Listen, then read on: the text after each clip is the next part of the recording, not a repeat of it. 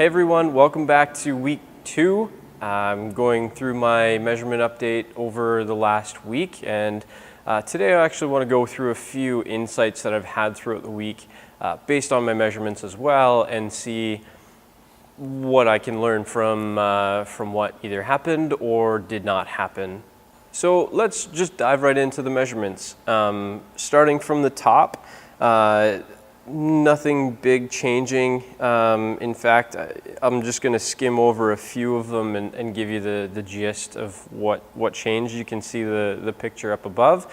But the two biggest things that are big changes, big pluses for me, are the shoulders looking like they're getting a little bit bigger, and the arm. Those are the two big things that I wanted to highlight this week that are big changes from last week.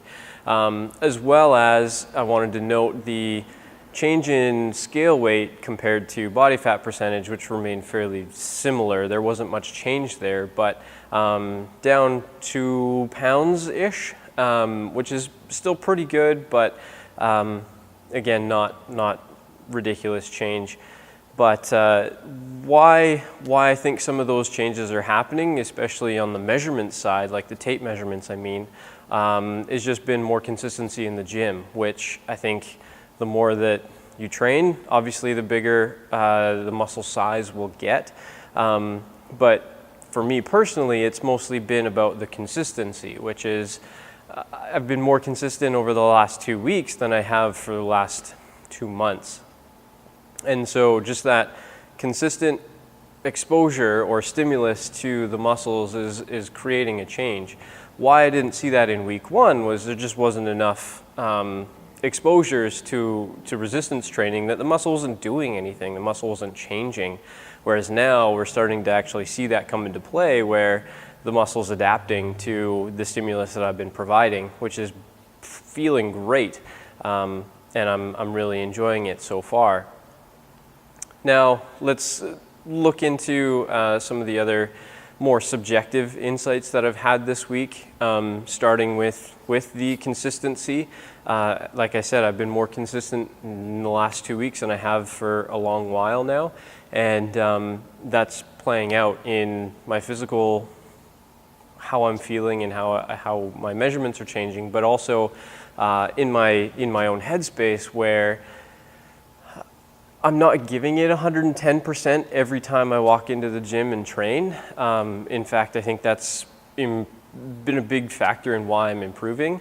It's allowed me to be able to come back day after day and not feel destroyed, not feel super sore, which can then be discouraging for subsequent training on days right after you trained already.